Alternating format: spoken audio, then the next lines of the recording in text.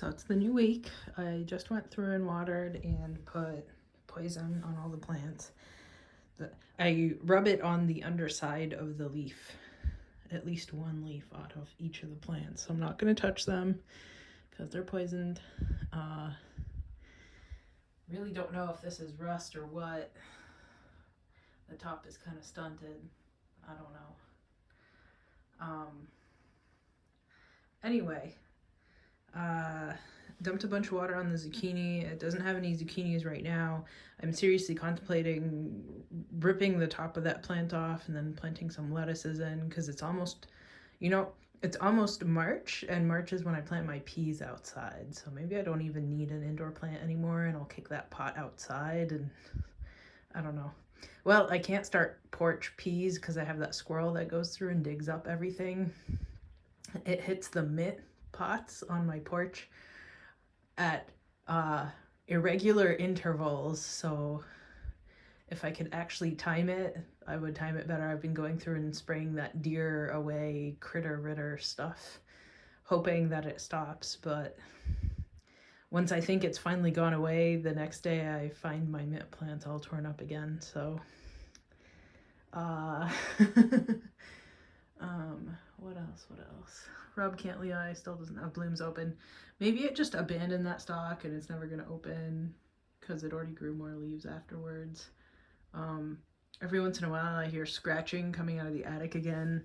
So I take this nice broom here and I open up the window here and then I bang the gutters. I don't know if you can see the gutters. And I bang the gutters with my broom like a crazy lady. It runs away. Hopefully it's decided not to nest here. Maybe if it really decides not to nest here, it'll leave the porch alone better too. What else? I'm not sure anything exciting is really going on in here. I'm glad these ferns keep growing. This guy still hasn't done anything, but in my experience, monsteras don't grow too quickly. Little baby nepenthes are still looking okay. The little seedlings are still looking iffy.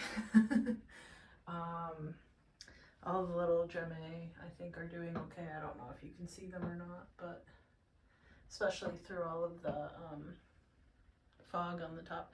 So actually I got some of that, what is it, some like poly crafting like macrame string or whatever it is that I hung the crystals off of the prisms on the porch to get rainbows everywhere. So I tied a couple inches of that up to drop this light a little bit more, so it's a little bit closer by those few inches, and maybe the plants will become greener, because definitely the pygmy sundews that were in these containers here, the ones that were just starting, didn't even fully form those carnivorous ends of their leaves, which is very suspect.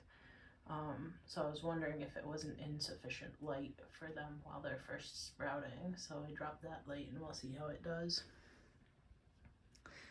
What else? Those orchids are still dead looking. I don't want to walk through here because of all the poison, but there's a spectabilis over there in a little pot. So it has a little basil starting at the bottom of its vine too. So, maybe I was trying to think I don't think it's mealies. I think it was scale that got spread around, and it's from one of the many ant infestations that got in here. Maybe there's like root scale on some of these, and that's why they did poorly. Even though I did dump this systemic insecticide as like a drench, like watering, rather than rubbing it on the leaves. So everything that would have been in the roots should be dead. But I don't know. We'll see if it works rubbing it on their leaves, even though some of these plants still look pretty rotten. Rotten in the case of not good, not actually rotting vegetation. So what else do we have? I haven't started any seedlings for outside yet. I'm still waiting. So the construction guy for doing the sewer stuff outside, he says his lawyer buddy is still looking into things. I mean, it's fine if it's slow moving. Hopefully we can actually get it done this spring so I can get the rest of those trees out. And then all the berries out of the pots into the ground too. I guess the lawyer is going to consult with the county like sewer people, lawyers, and see what their requirement legitimately actually is in lawyer speak for declaring who owns the land back there, because it has not been owned by anybody ever. I'm just looking at what these spots are. Maybe it's roots that are gonna come out. Hopefully it's not bugs. If it's bugs, then I'll rub that down too, but it looks like there are a lot of places, and I think they're turning into those aerial roots. Anyway, so hopefully the lawyers sort out what they need, and then I get less paperwork that I have to do. And just get the construction underway, because I've been talking about it, right, for like years. People are probably sick of me talking about it and not doing anything, but apparently it takes years of negotiation and finding out, and even finding somebody who will do the construction, and then even when you do, you still got to deal with like bureaucracy and paperwork. So which is a long-winded way of saying I hope I can finally get it done this spring and finish planting out my nice wall of trees back there.